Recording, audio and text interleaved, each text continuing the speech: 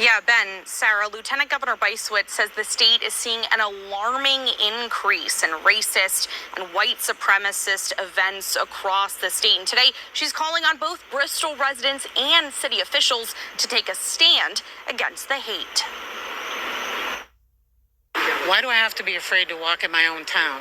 Myra Barrios Sampson was stunned when she saw these photos from a white supremacist group's demonstration last week in her town. I only live literally like a mile and a half from there.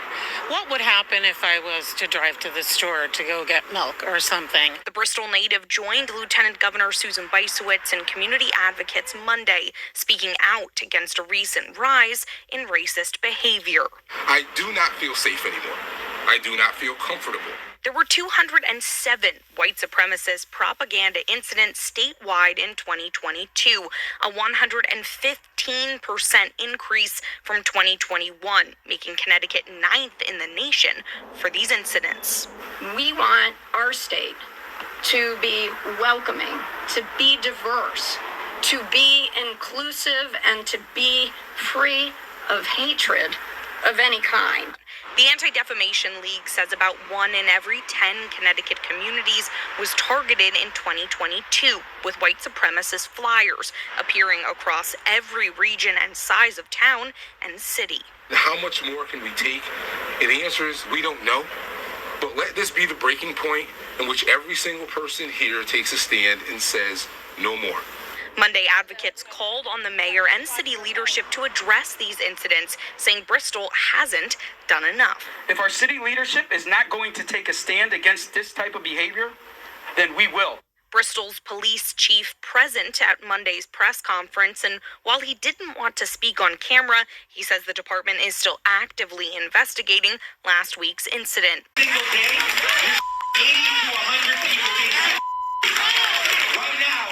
A heated response tonight from a Southside community where hundreds of migrants are about to be moved. Yeah, it's happening in Hyde Park. Tia Ewing has the explosive meeting tonight. 2 buses showed up in the city of Chicago today carrying migrants, and we know at least for the week there's been 4 that have arrived here. And this is not the first time that migrants will call Hyde Park home. 120 lived at the Lakeshore Hotel in January and also March. Most residents didn't know anything about it, and this is the first time they are sounding off. I don't want them there. Take them someplace else or send them back to Venezuela. I don't care where they go. This is wrong.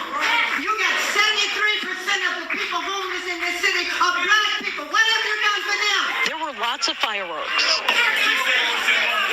over the migrants moving into the Lakeshore Hotel for 6 months, where 300 can be housed. Also, the city says it's a fluid situation, and it will need to revisit that timeline. Even the alderman, Desmond Yancey of the 5th Ward, says he just found out about it last week. I found out on Wednesday, called a meeting immediately. I don't know what happened before I got here.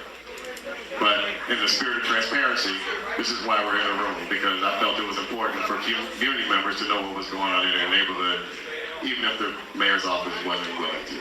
It was standing room only inside the promontory. Residents had a lot of questions about police patrols, the change noticed in communities where migrants currently are, and the future plans for dealing with the migrant crisis. Plymouth Court and Van Buren, that site looks like basically a bomb went off. So I'm concerned about the sites where the migrants are. We have shelter rules that we implement across the sites. New arrivals must wait 150 days to apply for a work permit. Those on the front line of dealing with this crisis says part of the solution is getting migrants seeking asylum work. Without some remedies from the federal action, whether it's funding or the ability for folks to work, we find ourselves in a hole.